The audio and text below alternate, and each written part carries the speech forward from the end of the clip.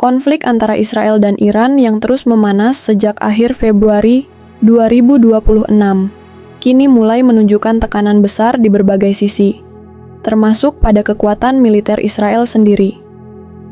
Dalam beberapa pekan terakhir, intensitas serangan balasan dari Iran dan sekutunya meningkat tajam, memaksa Israel untuk mengerahkan sumber daya militer secara besar-besaran di berbagai front sekaligus, mulai dari wilayahnya sendiri, Lebanon Selatan, hingga menghadapi ancaman dari kawasan lain seperti Suriah dan bahkan Yaman. Serangan rudal dan drone dari Iran terbukti mampu menembus sebagian sistem pertahanan Israel, meskipun banyak yang berhasil dicegat. Namun, ratusan rudal yang diluncurkan tetap menimbulkan dampak signifikan, baik dari sisi kerusakan maupun tekanan psikologis. Bahkan, pecahan rudal besar dilaporkan jatuh di berbagai wilayah, termasuk area permukiman dan fasilitas umum, menandakan skala serangan yang masif dan berkelanjutan. Hal ini memperlihatkan bahwa Israel tidak hanya menghadapi ancaman terbatas, tetapi serangan yang terus-menerus dan melelahkan. Di sisi lain, Israel juga harus menghadapi front tambahan dari kelompok yang didukung Iran, seperti Hezbollah di Lebanon. Dalam konflik terbaru ini, ratusan hingga lebih dari 400 pejuang Hezbollah dilaporkan tewas. Namun, pertempuran sengit masih terus berlangsung. Israel pun tidak luput dari kerugian, dengan korban di pihak militernya meskipun jumlahnya lebih kecil secara resmi.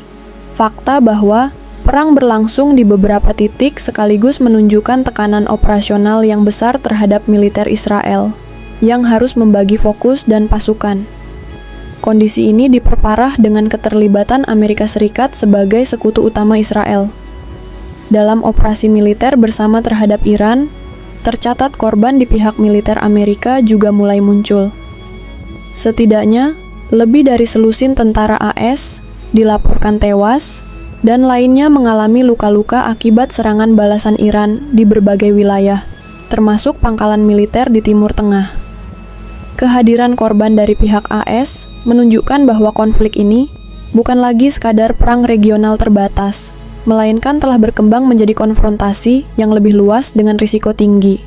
Selain korban jiwa, laporan intelijen juga menunjukkan bahwa meskipun serangan besar telah dilakukan oleh Israel dan AS, kemampuan militer Iran belum sepenuhnya lumpuh.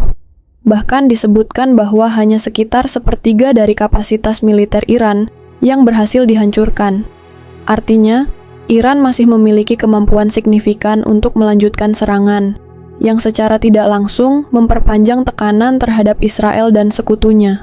Di tengah situasi ini, Israel juga menghadapi tantangan logistik dan kelelahan pasukan akibat operasi yang terus berlangsung tanpa jeda. Perang multifront ditambah ancaman dari berbagai arah, membuat kebutuhan personel dan peralatan militer meningkat drastis. Hal ini memperkuat persepsi bahwa Israel mulai berada dalam posisi sulit, bukan hanya karena serangan musuh, tetapi juga karena beban operasional yang semakin berat. Secara keseluruhan, perkembangan terbaru menunjukkan bahwa konflik ini telah memasuki fase yang jauh lebih kompleks dan melelahkan bagi semua pihak. Israel, meskipun masih memiliki keunggulan teknologi militer, kini harus menghadapi realitas perang panjang dengan tekanan dari berbagai arah, sementara Iran dan sekutunya terus menunjukkan kemampuan untuk bertahan dan membalas.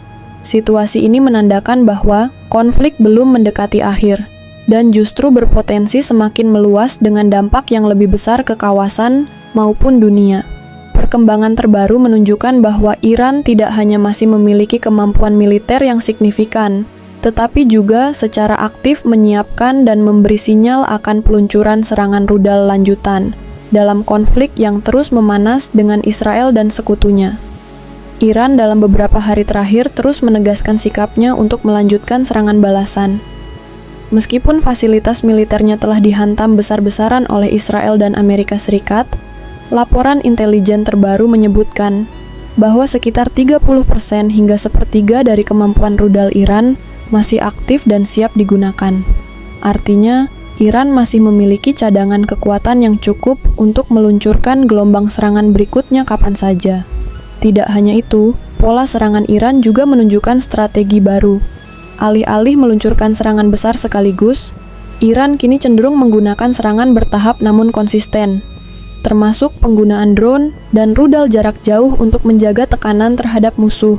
Dalam beberapa hari terakhir, Iran bahkan tetap meluncurkan serangan ke berbagai wilayah, termasuk ke arah Israel, Teluk, dan pangkalan militer Sekutu Barat. Sinyal kuat rencana peluncuran berikutnya juga terlihat dari uji kemampuan jarak jauh yang dilakukan Iran. Serangan terhadap pangkalan militer gabungan AS Inggris di Diego Garcia beberapa waktu lalu menunjukkan bahwa Iran kini mampu menjangkau target hingga sekitar 4.000 km, jauh melampaui batas yang sebelumnya mereka klaim. Analis menilai aksi ini bukan sekadar serangan biasa, melainkan pesan strategis bahwa Iran masih memiliki kartu kuat untuk eskalasi berikutnya. Selain itu, Iran juga disebut masih menyimpan banyak rudal di fasilitas bawah tanah yang sulit dihancurkan. Jaringan bunker dan terowongan ini memungkinkan Iran untuk menyembunyikan, memindahkan, dan menyiapkan peluncuran rudal secara cepat, sehingga serangan lanjutan bisa terjadi secara tiba-tiba tanpa mudah dideteksi. Hal ini membuat potensi serangan berikutnya menjadi sulit diprediksi oleh pihak Israel maupun Amerika. Di medan tempur, penggunaan jenis rudal juga semakin berkembang. Iran dilaporkan mulai menggunakan rudal dengan hulu ledak klaster, bom tandan, yang dirancang untuk menyebar menjadi banyak submunisi di udara, sehingga lebih sulit dicegat oleh sistem pertahanan seperti Iron Dome. Strategi ini diyakini akan terus digunakan dalam serangan berikutnya untuk meningkatkan daya rusak sekaligus menguras sistem pertahanan lawan. Secara keseluruhan, berbagai laporan terbaru mengarah pada satu kesimpulan. Iran tidak menunjukkan tanda-tanda menghentikan serangan, justru sedang mengatur ulang strategi dan mempersiapkan gelombang peluncuran rudal berikutnya. Dengan cadangan persenjataan yang masih tersisa, dukungan dari kelompok sekutu di kawasan, serta kemampuan serangan jarak jauh yang terus ditingkatkan, potensi eskalasi konflik dalam waktu dekat masih sangat tinggi.